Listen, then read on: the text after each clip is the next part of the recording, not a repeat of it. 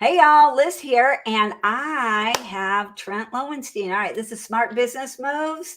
And for those of you that don't know Trent, I'm going to have him introduce himself. But I do want to tell y'all before we get started jumping right in, because I like to jump in a little bit quicker. Tom's not here today. He's teaching MCA Live over there in Charleston. And if you haven't gone to MCA Live, you need to get in line for the next one. You're going to be sad. You're going to have FOMO is happening right here. All right. But we are going to be talking. Did y'all see this title? Unlocking Your Mind in the Matrix. Anybody else go, what are they talking about today? So I'm going to let Trent tell you a little bit about who he is and what we're going to be talking about today. I'm excited. Unlocking your mind in the matrix is a very unique way to look at your business. That's in general what it is. And it kind of reminds me of that elephant in your background. It's like, oh, you're like, it's the third eye. Penelope? Yeah, that's her name. That's the name of the elephant? Yeah. How did you get that name? My friend painted her. And I was like, oh my gosh, I love her so much. She's so beautiful. And then she came in the mail one day. And you just opened it and said, that's Penelope? And I was like, oh my gosh, that's a Penelope if I've ever seen one. And Penelope the elephant. Mm-hmm. That's a funny name. What's the red part? Is that that's the head? The third eye opening up? See if you can see. Oh yeah. So you see like a magic helmet. Yeah, she's got like a little headpiece on. Yeah. Cool. And then her little trunk. Yeah. I love it. All right. I love her. So we don't have Tom, but we have Liz, Trent, and Penelope the elephant. This is gonna be dynamite. It's a party, y'all. Oh, yeah. I jacked up my camera, it looks like. All right, I'm gonna try.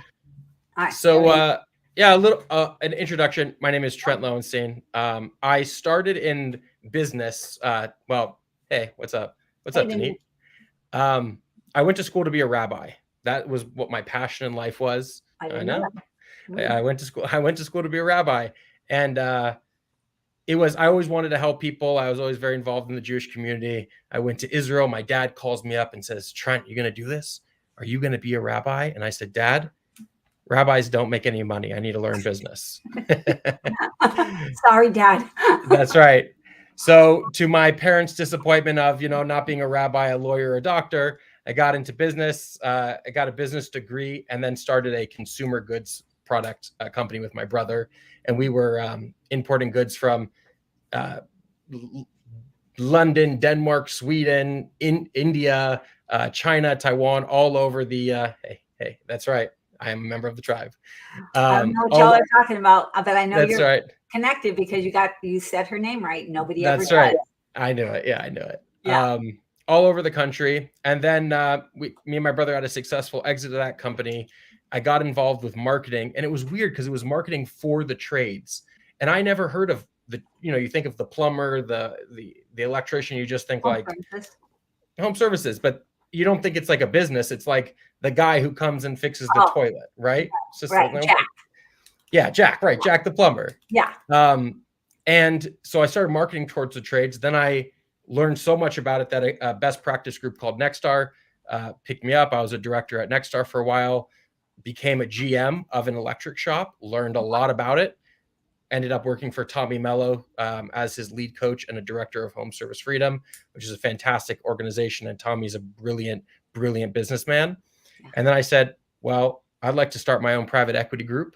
And so we have proudly 5 shops now in our private equity group. And we launched God Mode Sales Training, which talks about the matrix and a new way to look at your business. I'm going to see if I can share that because it is amazing looking. And I don't know what God Mode is. And you said you're going to tell us. I'll tell you. I'll tell you. Cool. All right. So this is before you show it, it's a new way to look at your business. Most business owners feel like their business is the universe. It's infinitely expanding. It's chaotic. They kind of have an idea of what it is, but there are so many components to the business. Okay. And you have experts on that talk about one factor of this game, like sales training or marketing or how to read a P&L. And those are all good things. But if you can't plug that into the framework, it's meaningless. So it's kind of like if you were doing sales training all the time, but you weren't job costing appropriately, the sales training doesn't mean anything. Yeah. right? Because you're not making any money per job. So it's might as well not do the sales training. Right. Don't do it. Yeah. Right. So instead of looking at your business like this chaotic ball in the sky, the purpose of this is to say, I want to look at your business like a game and play your business like it's a video game. All right. So I can share now? You could share now. Yeah. Everybody can see. All right. That's such a freaky picture. It's so good, though. Have you seen The Matrix? Yeah. Okay. This is a play on obviously The Matrix. And you can see it, right? I can't see what you're seeing. Yeah. I think if you scroll down a little bit. All right. There you go. It's so good. It's so scary. Such a good picture. So if you're interested in learning more, there's the link, godmodeSalesTraining.com. All right. So anything else we need to look at? Should they just go ahead, contact you, put their name, info in there? Let's see how this goes. Let's see if they like it first and then do it at the end. All right. All right. Sounds good. I'll share again later. Okay. Right, so I'm going to take it real quick, put the link in for everybody too. Cool. All right. All right. Tell us a little bit more about it. Let's do it. So Liz, let me ask you something. Do you know what simulation theory is? I feel like I do, but not well enough that I'd be able to describe it to somebody. Okay. So simulation theory says that everything that we are perceiving in this world, we are in a simulation, and this is essentially a very advanced video game. Okay. So you have like 30 years ago, what kind of games did you play? Like for reals? For reals. Like, we'll just talk as people. It's just me and you. Okay. But I mean, do people think that we're really in a simulation, or is it like not? No, there are people that truly believe that we are in a simulation. Okay. All right. Yeah. I like that. I want to meet at least one of those people. Come on. You're meeting one right now. Really? No. Do you really? I believe we're in a simulation. All right. And so this is okay. Good. I'm dying to hear more of this. Well, this is the framework. So I'll make a compelling case real quick. What games did you play 30 years ago? Or what game did you play? Did you play any games? Miss Pac-Man. Pac-Man. Okay. Miss Pac-Man. Okay. Yeah. So you have Miss Pac-Man. Yeah. Rules of the road, up, down, left, right, collect the dots, don't get killed. Right. Miss Pac-Man evolves to, let's say, Donkey Kong or Mario. Okay. Now you're playing kind of more in a three-dimensional space. The graphic card changes, so it looks a lot more dynamic than Miss Pac-Man does, right? Okay. Then you get then you get like Xbox. You play like these really serious games. I'm sure you saw commercials for it, like Call of Duty. Ones where they kill each other and all those kind, right? Yes. Or how about the one where they build stuff? Okay, that's a perfect one. Yes, all that stuff. Like Minecraft. Well, that's a little. Yeah. Minecraft, you're creating an entire world, right? Yeah. And now my kid, who's 5 years old, Zev, I love him. I'm glad he puts on this. So yeah, you got to say it, otherwise he watches it. Dad, what happened? But it's so sweet. He puts on these VR goggles. Yeah. And he is in a different universe. Okay. Have you ever put on VR goggles? Yes. Tell me about the experience. All right. Now, the first time I did it was quite a while ago, maybe 10 years ago. So a long time ago I think it was Disneyland. And it wasn't really like you were there because it was too animated, or you could tell that you're not there. But I put on a pair maybe 8 months ago. Yeah. And that was a lot different. I could see how an hour. Why was it different? About a little while into the experience, I kind of almost forgot that I was in Best Buy. Yes. And started doing the thing, and I was like, "Oh, Liz, you're in Best Buy right now." Yes. Okay. Ready for this? You're gonna love this. It was so compelling of a story that you forgot what reality you were in. I kind of did. Yeah, not for long. Not for long. Not all the way. Yeah, not all the way, but yeah. And in some cases, like when I put it on, it puts you like in this virtual room, and it's almost like you see a bench, and you might even put your hand on the bench, and then pretend there's no bench there. This is something that you're observing with your eyes that is not actually real. Yeah. So now this happened in a span of, let's say, 30 years. You went from playing board games to Pac-Man to living in virtual reality, essentially. Okay. Okay. Another Not 300 living years, on. not living it for an hour, Oh yeah. Yeah.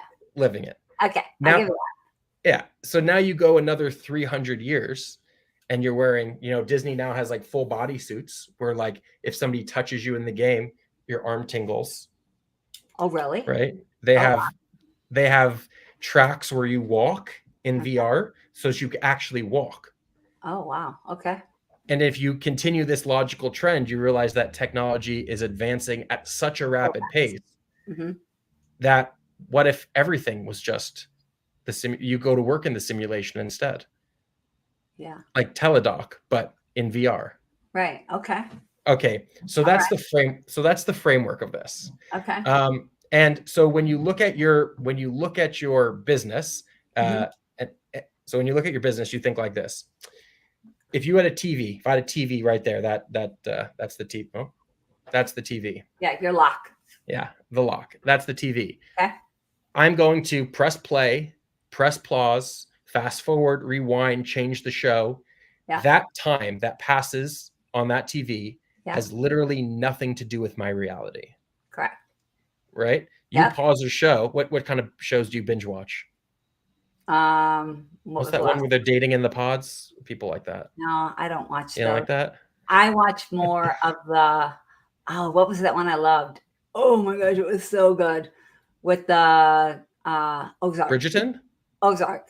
Oh, Ozark. Okay. Have Okay, you ever heard of Ozark. it? Have you Yeah, ever yeah. heard of it? Okay.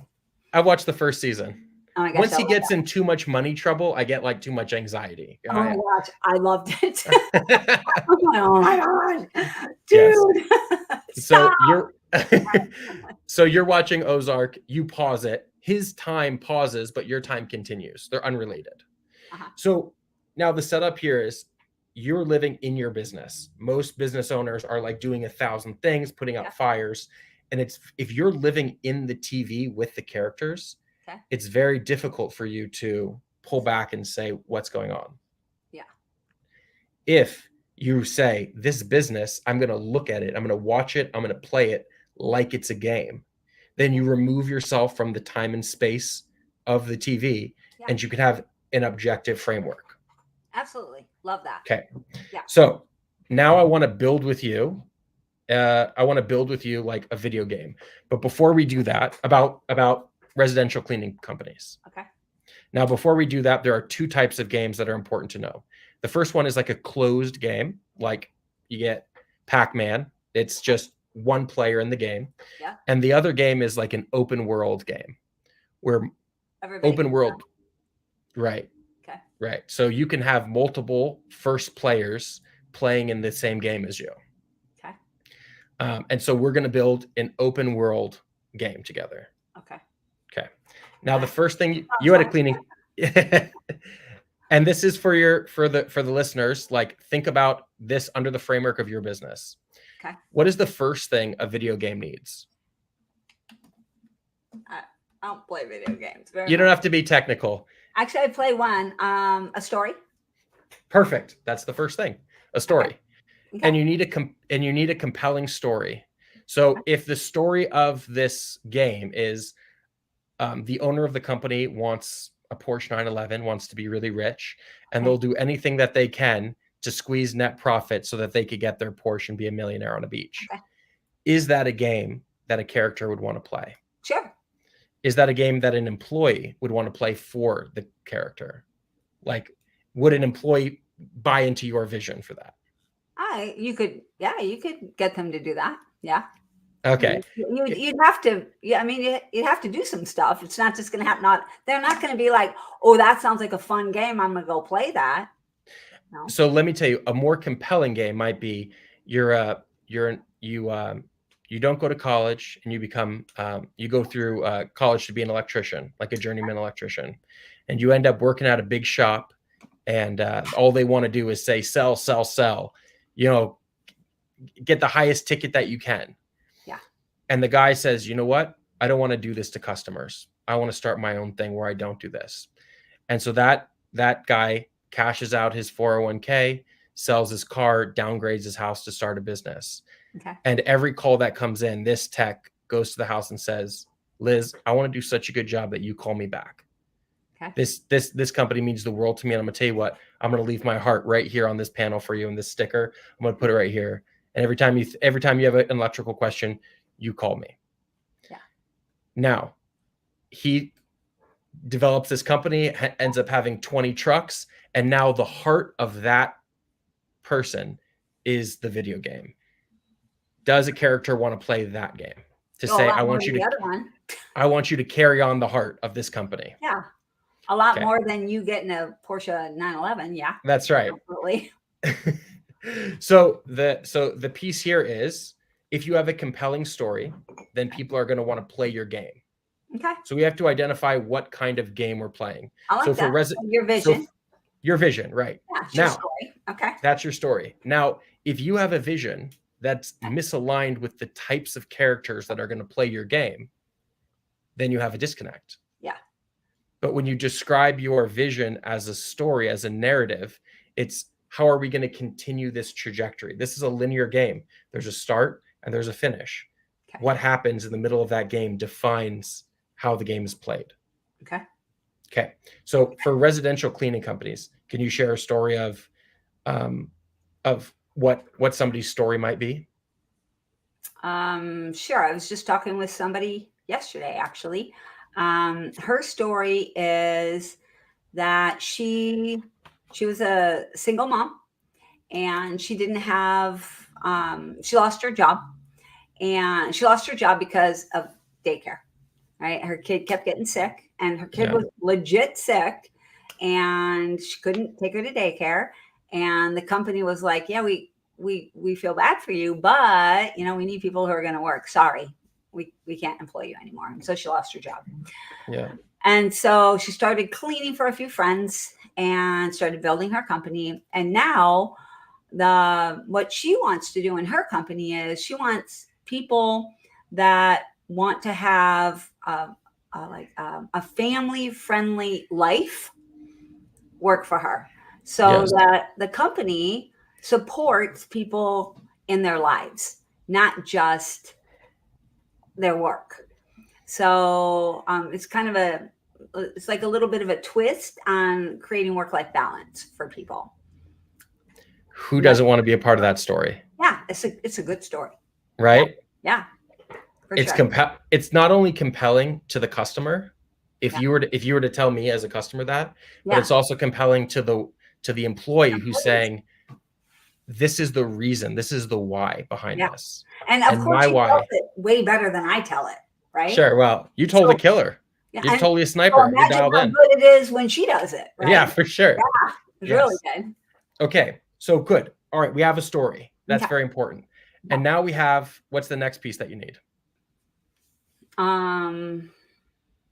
Rewards. For sure, you need rewards. Let's hold on to rewards. Let's say before then you need. I don't play a lot of games, remember? That's okay. No, that's okay. I play one game. And I'm trying to think, what do I need when I play this game? It has to be fun. What is the one game you play? It's called Match Factory. Okay. What do you do?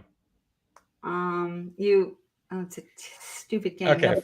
No, you match things. You do this. I'll show you. Okay. All right. I'm pulling it up. You have to. Got it. Like that game, Candy Crush. You have to go fast. Yeah. Match things really fast. Okay. That's fun. Really fast. So now you have this story and you want to put the story in a framework. So what the next piece is, the framework is called game mechanics. So the way that game mechanics works is like, these are the rules and operations of the game that help the characters survive. So for example, you got to have that. You can't go off world. You can't, and you have to know how do I win? I have to know how I win. Yes. Yeah. So in these game mechanics, it teaches you what are important pieces of your businesses that are quantifiable.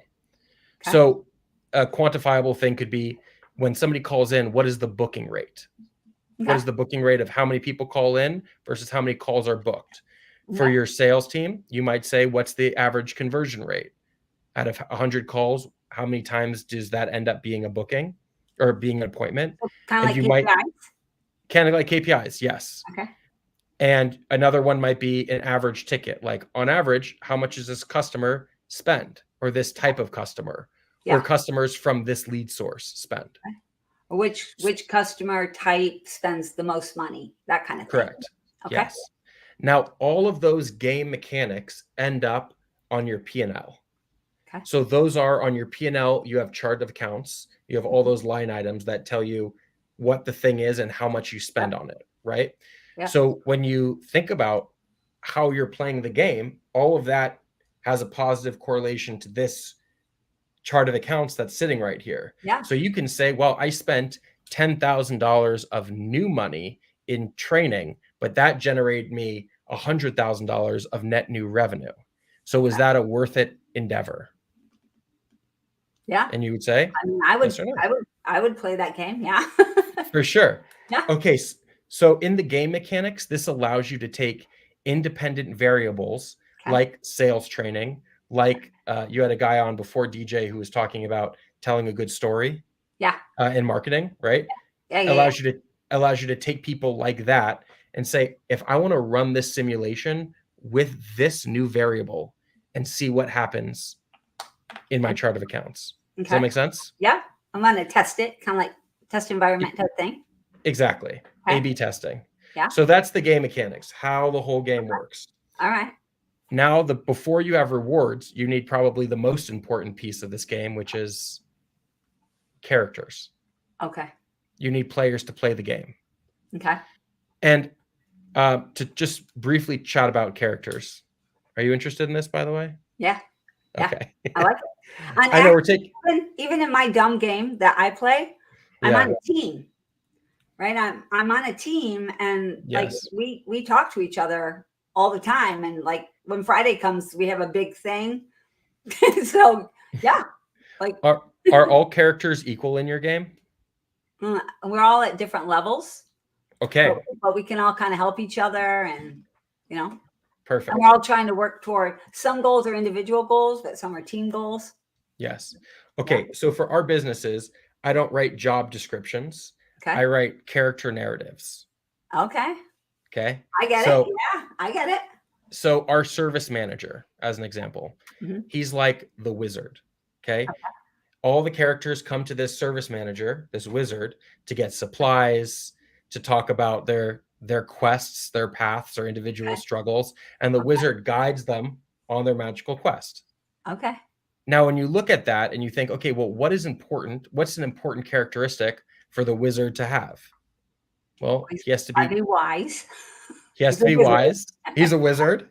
Yeah. He has to have resources. He has to know spells. Yeah. He has to listen. He has to be empathetic. Yeah. He has to be able to communicate the vision so that the person could go on the right quest. We have to trust him. Yeah. So now you're taking these really important pieces of like character development in a story, and you're applying it to a service manager who like lives in the real world. Right? Okay. So the characters, you have certain characters. You have a GM character. You have a service manager. You have a CSR. You have sales and installers and laborers. And each of them is a different character. And that character has unique and dynamic roles and responsibilities. Bless you. I get that. Yep. Thank you. Was that a sneeze? No, cough. Oh, cough. Okay. That was a silent cough. I turned off. Oh, okay. And I'm doing it again. That's cool. Well, not God bless you, but the equivalent for coughs. Whatever it is for coughing. I don't know. All right. Okay. I'm loving this. All right. Okay. So now we have characters. Now, why is this important? How do you explain this to technicians? One of the most important things is, over here is the real world. That TV is the real world. Okay. And I'm in the simulation. Okay. You lost me there. That was not TV always. How did the real world? Let's switch it. Sorry. Right. Let's switch it. Right here, Trent Lowenstein is in the real world. Okay. And Trent Lowenstein, my wife is mad because I didn't do the dishes. My kids got a bad grade in school. My tire. No, I'm just making things up. Okay. He's amazing. He's brilliant. He's amazing. The car's got a flat tire, Yeah. whatever it is. These The are all dog things in just the real world. vomited in the living room. Yeah, I got you. Exactly. Yeah. Right. Now, all those things have absolutely nothing to do with the character in this simulation. Right. So if I was trying to play a sales character, Okay. I would adjust for empathy, communication, Yeah. knowledge, skills, like technical skills. Yep. But if I go in there as myself and I'm thinking the whole time as I'm trying to talk to a customer about the dog that ate my homework and the car and this and that, that's not the character that needs to show up in this simulation to win. Different character. Yeah. It's a different character. Yeah. And that way, when you're talking to an employee, you're not saying, Trent, you are late. You're this way. You're not organized, A, B, and C. You're saying the character that you're playing in this game needs to adjust for organization. Do you think that's important to this storyline?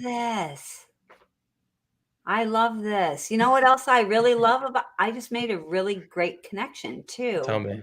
Is,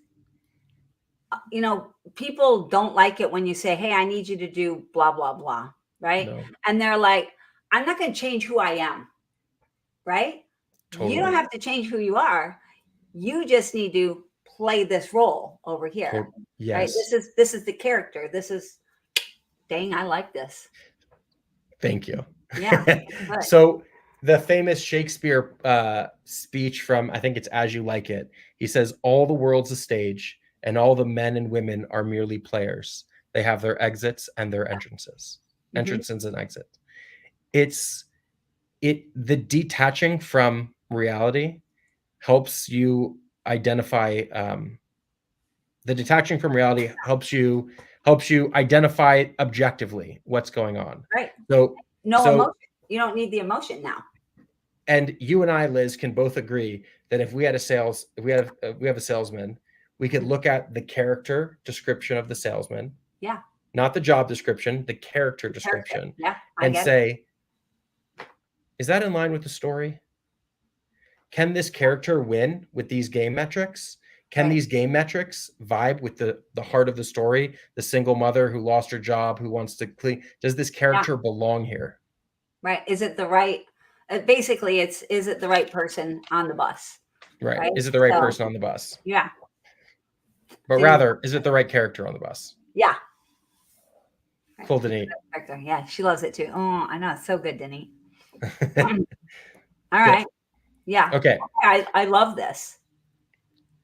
So now finally in the game metrics, you have rewards. Okay. Now nobody's playing this game because it's it's too boring if you don't have rewards. I mean, right? There's just there isn't a game out there that if you're not getting some reward that you might play for a little while, but you're not going to play long term. And I'm thinking of that along the lines of even people that are working in a nonprofit, right? And you're volunteering your time. You're volunteering at a soup kitchen.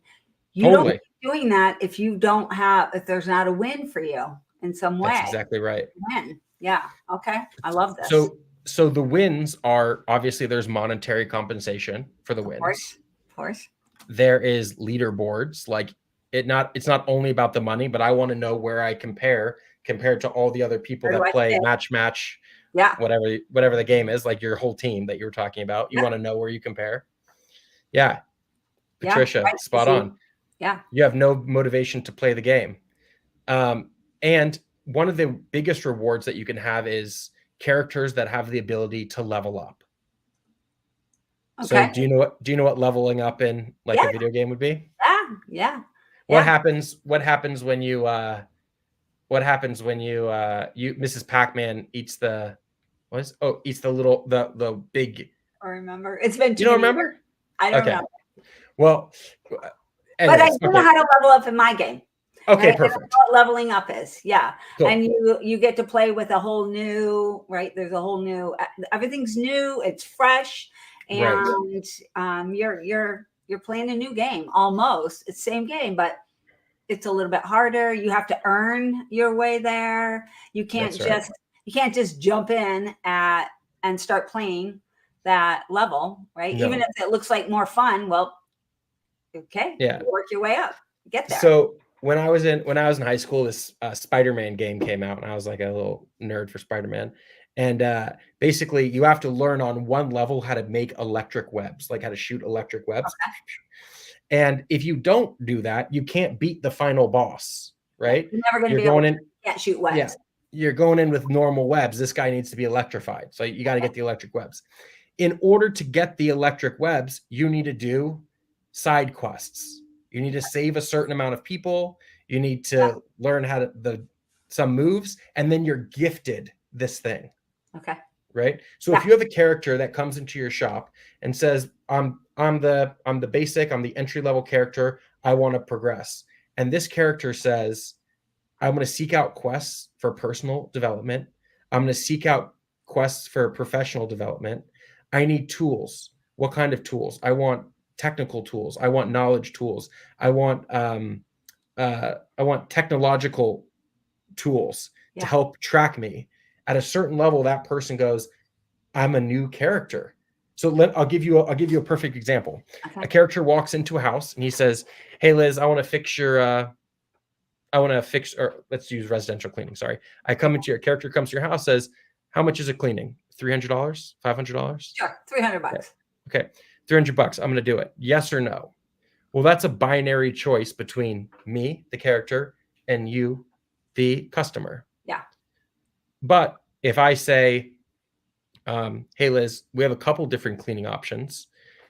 We have a cleaning option for $250, and that's going to take care of today's cleaning. We have one for $350, and we have one for $550. Now, the $550 is you get A, B, and C more. Now, by me giving you multiple options, I'm compelling you into a maybe $350 one, the middle one. So having multiple options, there's a positive correlation between multiple options and customers choosing the middle option or the higher options than basic. Yeah. Right. If I come to your house and I say, I'm going to fix this with a little spit and duct tape, you go like, all right, maybe, but then I get a low ticket, right? The amount isn't low. You're getting the maybe 200.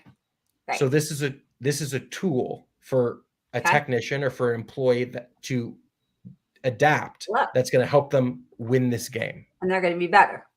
And they're going to be better for it. Okay. Yeah. Okay. So now if we take this in the residential space, okay, now God mode. What is God mode? Yeah. Right? Yeah. What is that was the original question. Yeah. God mode is the ability to play the game without the game metric, without the rules of the game affecting you. Okay. You are invincible. You are leveled up. There's no boundaries. You can play the entire game without anything affecting you because you have God mode power. You have God's power. But it doesn't sound fun now. It's not fun. Is it fun? It's not fun. Okay. It's not fun, but it allows you to see the game. Okay. So when you are in your business, it's very difficult to zoom out and see the elements that comprise this game that we just discussed. I got you. You might know it in a way like, I guess I need vision and I need marketing and this should cost this much money. Yeah. But if you zoom out to say, do I have a compelling story? Are the characters that are in my story matching the vision that I have? Do the game metrics, is this a winnable, scalable game that the characters want to play?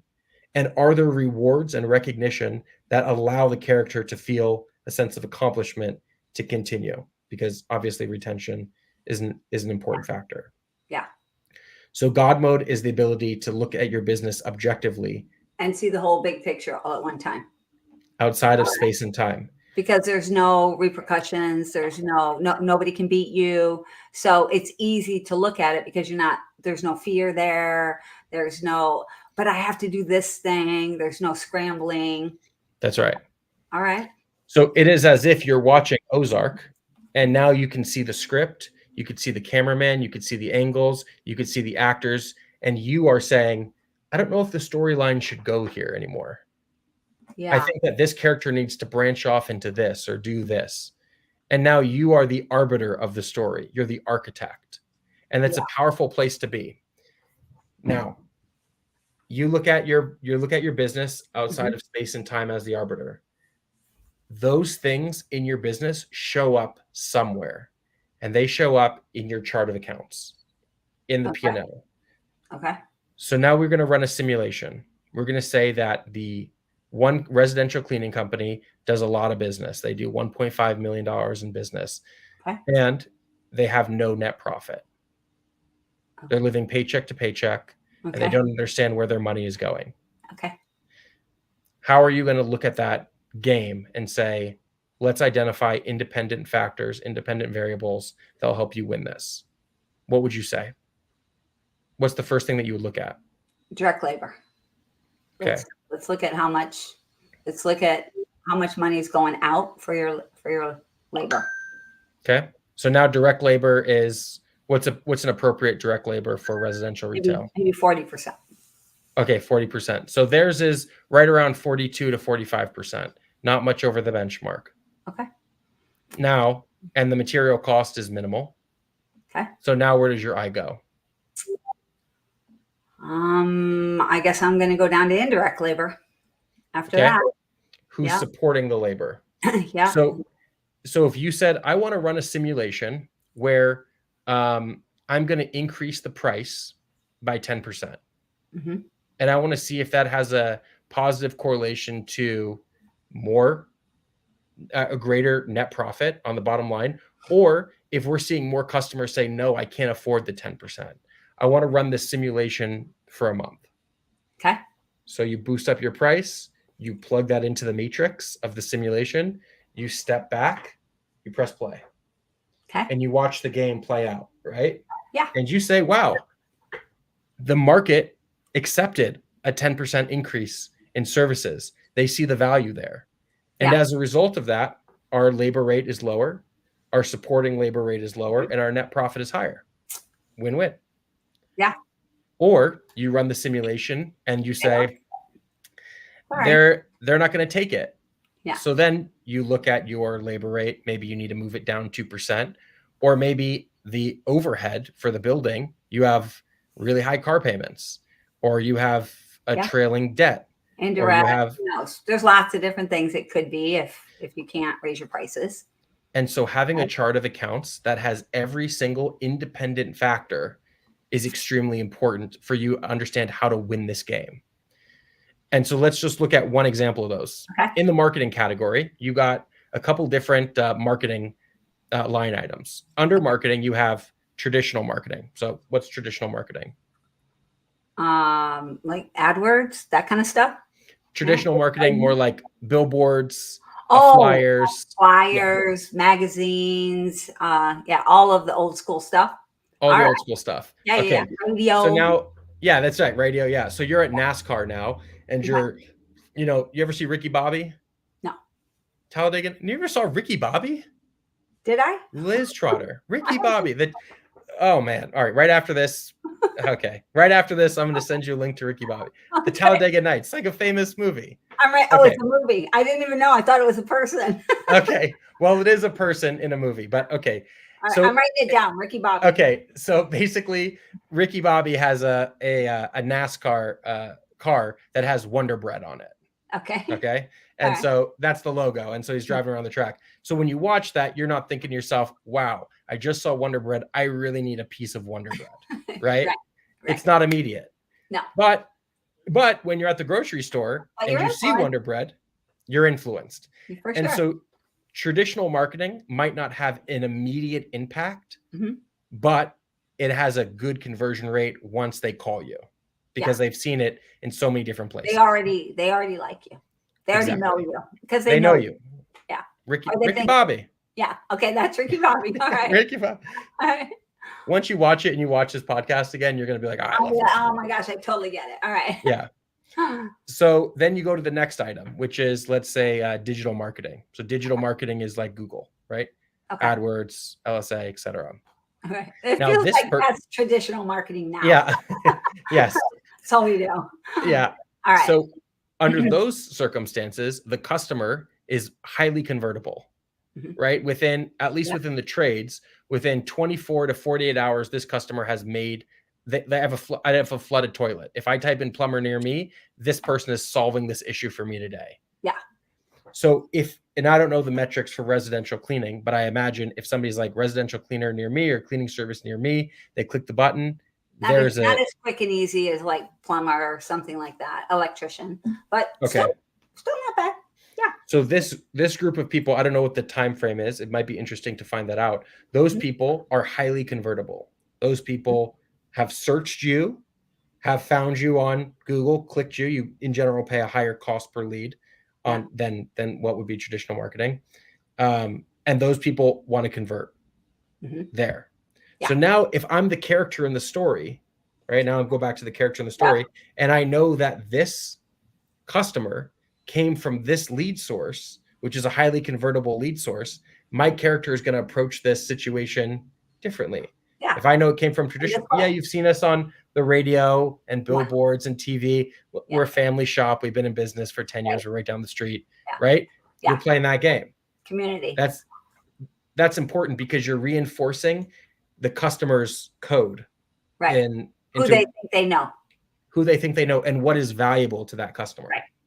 Okay, cool. So now now that's back up 2 steps. Okay. We look at the framework of the chart of accounts and say, wow, a lot of our business in the last 60 days has come from traditional marketing. Okay. I wonder, is that seasonal? Is that because more of our highly converting customers are coming from traditional marketing? Why don't we test it? Why don't we find that the flyers, the number that they're calling on the flyers, has a higher conversion rate than the billboards? Let's increase the flyer amount to these specific neighborhoods and run the simulation. Okay. Now you run the simulation for a month.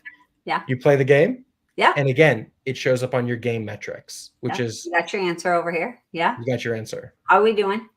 Yeah. That's right. Yeah. So functionally, that's how the simulation works. And okay. And in all your meetings and in all your meetings with your employees and all your meetings with like your L10 meetings running EOS, you're playing a specific character. And the important thing is for your techs or for the people that are the laborers, the employees, one thing has absolutely nothing to do with the other thing. So I want to tell you this. Yeah. This is an important part of the game. Yeah. I'm in Arizona right now. I flew here. And I flew to Chicago first. In Chicago, I was lucky enough to get a first class upgrade.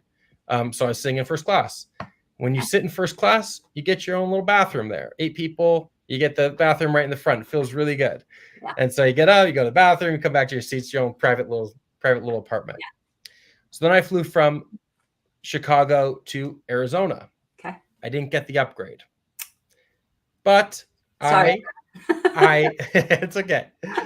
But I had to go to the bathroom. So I got up, started walking to the front of the plane. The stewardess says, flight attendant says, hey, this bathroom is for first class passengers only. And I say to her, well, I was on first class last flight. So like I feel like that's enough. Yeah. Yeah, it's it. And her position is, well, that flight has nothing to do with this flight. Right. So when you're the tech, when you're the character, that's going from job to job, you might have an experience where your character feels really flustered over the way that this customer treated you or the work or the service or whatever it is. Yeah. And they take that attitude with them to the next game. And the games are completely unrelated. Yeah. So if you realize that your character can be introspective, your character could leave a job and say, I'm in a bad mood. Why am I in a bad mood? Mm-hmm. Did I not eat? Did I not get a good night's sleep? Why am I not able to manage myself a little bit better right now? Right. Why can't I manage myself? Did this person hurt my ego? Did they make me feel a certain way? Yeah. And then you start to realize if somebody was rude to you, they were rude to your character. It has nothing to do with you over there in the real world. This is a character that you're playing. Okay. And so you can just... They were rude to the housekeeper. They weren't rude to Liz Trotter. Correct. They were rude to the housekeeper. It has everything to do with them and nothing to do with me. Or you could look at your character like in the mirror and say, well, what if it did have something to do with my character? What could it be? You could say, well, you were leaning on the walls or you bumped into this, you broke the vase or whatever it is. And you go like, you're right. I should, like this character that I'm playing shouldn't have done that. Yeah. Could have done So better. could have done better. Could have And done I could do better. better next time. And I could do better next time. And so when you look at it like almost disassociatively from one game to the next game, you start to become confident in your character because your character's leveling up.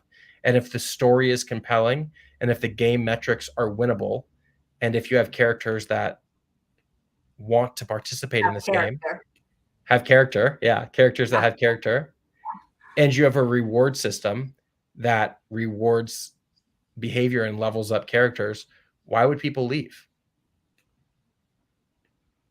They get bored. Well, then something's wrong with the story. Or a new game comes along, right? Yep, a new, more exciting game. So if a new game comes...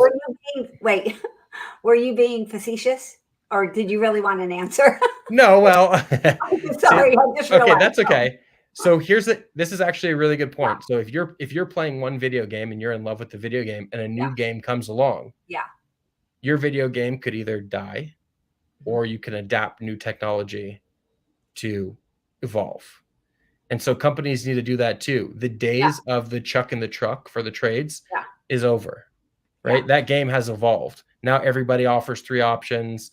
They're on a great CRM. They have the tools and technology. People know the code. Right. And the truth is that you can do everything that a guy like, I worked for Tommy Mello, unbelievably successful, generous, wonderful guy, right? Yeah. You can do every single thing that he did and not have a $220 million company. Right. Because the game is evolving. He had all of the skills, knowledge, and tools to get him to a spot where he dominated the market.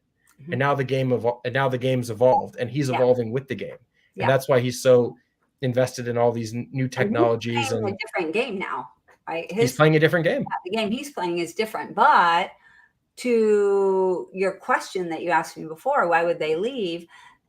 They might not leave if your game keeps evolving, because I don't need to leave to have to. I'm not bored here. Because it's exciting. It's evolving. It's like a new game. I'm already playing a new game. I don't need to go over there and play a new game. Correct. All right. I get that. And it doesn't change your story. The single mother who, the story that you gave earlier, that doesn't change. It doesn't negate that. Right. It just makes the story bigger. Yeah, and we're able to do more of our story, not less. And it doesn't change the story. We just get to dig in deeper, help more people in a bigger, better way. And we're making more money. We can do more stuff. Yes. Right. So how does this play out in the real world? Right. We've just spent 50 minutes talking about video games in theory. Okay. And people are like, okay, well, so good. Great. Oh, I get it. I got it. Right. Check. Yeah. Check. So when you're writing the story, when you are writing the game, like, again, I told you, like our shop, Vector Services, they're out in Minnesota. We just doubled our revenue, doubled our profits, and doubled the staff, and spent $0 on recruiters. Nice. Our culture is so dialed in that people from other shops are like, what's going on over there? We run trainings on magical simulations and characters and role playing. And we are, in my opinion, the best HVAC plumbing and electric company in the state of Minnesota, certainly in the Twin Cities. Okay. And the reason is because we're playing these games. We have fun with it. We're identifying characters, not people. So talk me through how this plays out on a day-to-day basis. Sure. Right. So like you have an employee that works for you. Yep. What's different for your employee that works for you versus Johnny HVAC down the street? Under this, okay, so let's say an employee that works for me. Okay, an employee that works for me, he has a low close rate and a low average ticket.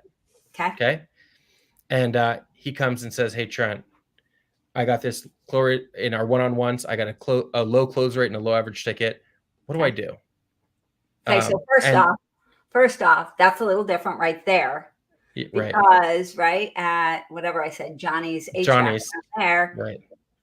that employee never goes to Johnny and says that, right? Correct. That doesn't happen. All right. So the first thing that's different is the employees are more dialed in to the place where they're looking for what they need. Correct. Right? First thing. Okay. I got you. Now, and the employees know that the game is set up for them to win. This game is a winnable game. Okay.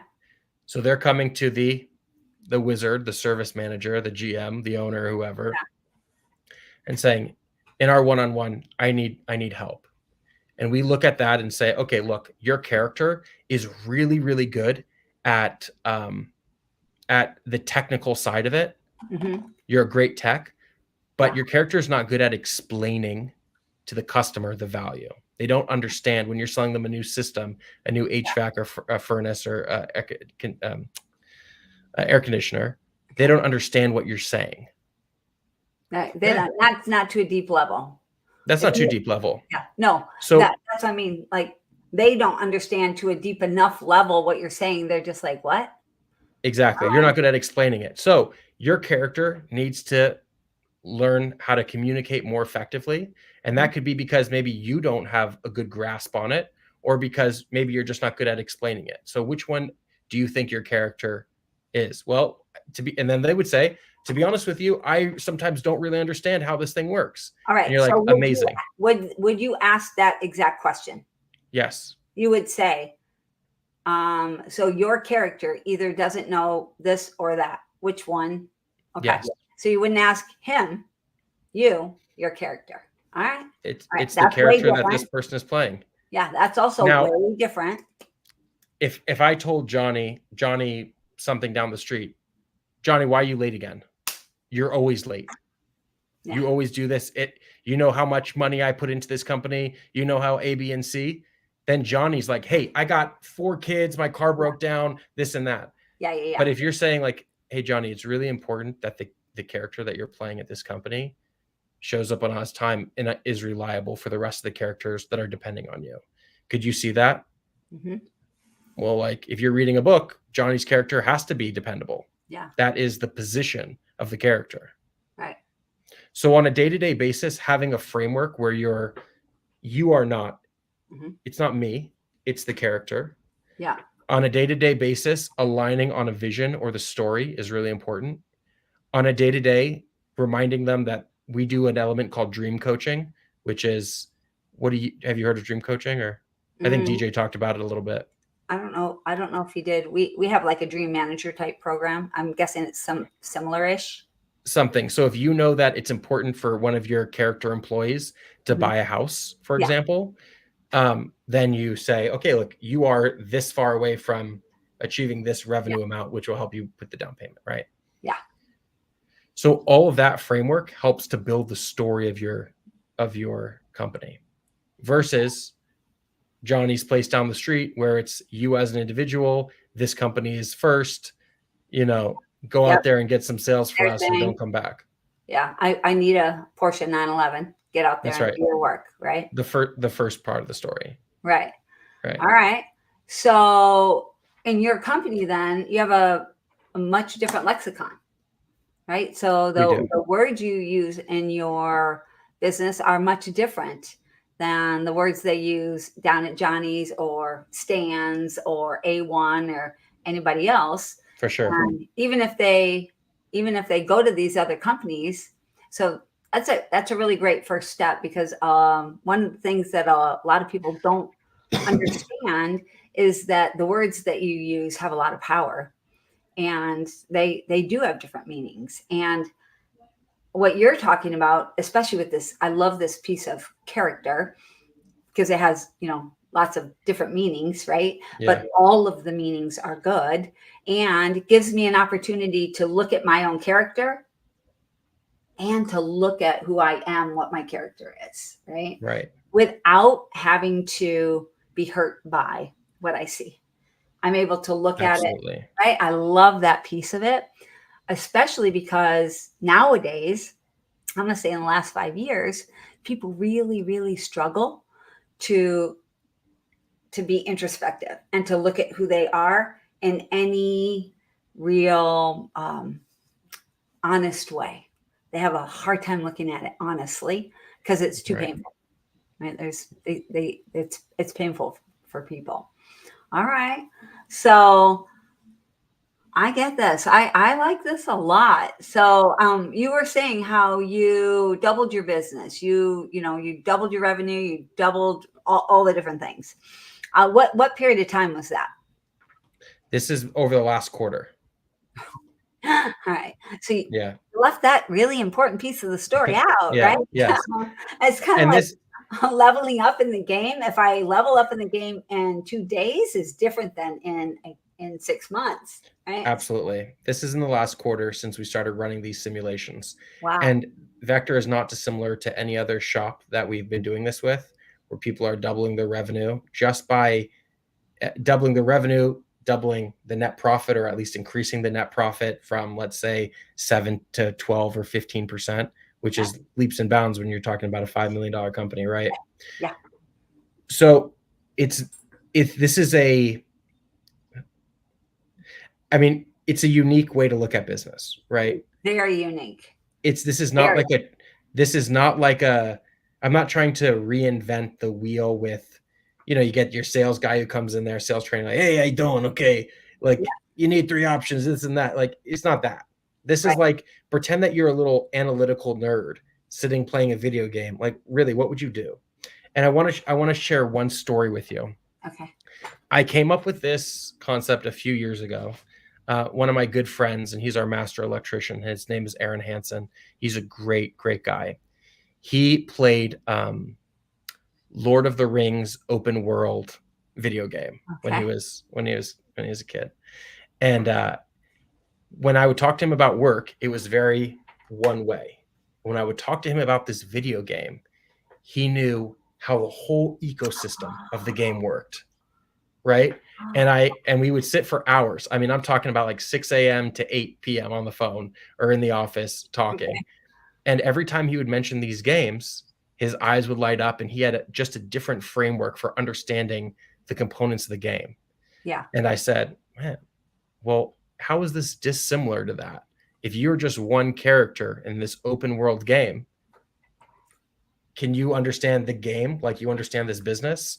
And from there, we started building together. And that's kind of the framework for this. It's, how can I look at my business differently? Sometimes it takes an outside person to come in here and write a narrative about your story.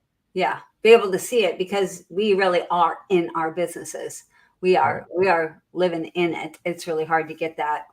Is that the God mode, right? Hard to get that. Nice.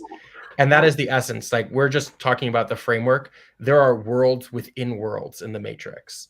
There's like you talk about characters. Well, there's a whole matrix and a whole new language about how to develop characters and how to upgrade them and level them up. When you talk about a business owner, there's worlds within worlds about what good business owners should do. And if you're doing something that's bad, if you're doing something that's wrong, or you're a person that's like, you talk harshly to your employees, right? Yeah. You could just remove that. It's not you. Yeah. Remove that code, that behavior, and bring in a new code. Yeah.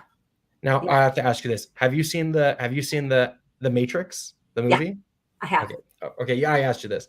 Do you remember when Neo, he's in that room with Morpheus, and he goes like, Morpheus is like, come fight me. And Neo's like, I don't know Kung Fu. And Morpheus is like, yes, you do. And they upload him. They just upload the code. And all of a sudden he's chopping away. Yeah. We all could do that today. Okay. Today you could change the code to wake up and be happy. Okay. And to change your habits. All right. So, we are at top of the hour here, Trent, and we have got to hang up here. But I hope that everybody stayed along this whole time and got from start to finish, because it took me a while to actually connect all of the different pieces. But I love what you're doing here. I'm not a, like I said, I'm not a video game person, right? I'm like, oh my gosh, I'm not going to know what he's talking about. Even I get it, right? Yeah. Even I get it. I see how this changes the game, right? Yeah, but really, it does. It's a different experience, and I also understand how. So in the very beginning, and I know I do have to go. Tom hates it when I go over too. In the very beginning, you said that you believe that we're living in this alternate reality, right? And I was like, but for reals? And you're like, no, really. And now I get it. I see what you mean. How that's actually what you're doing. It's not just this like fun idea that you can kind of equate and look how this could be like this, not that. We're doing it. This is what we're living. This is what exists in your business.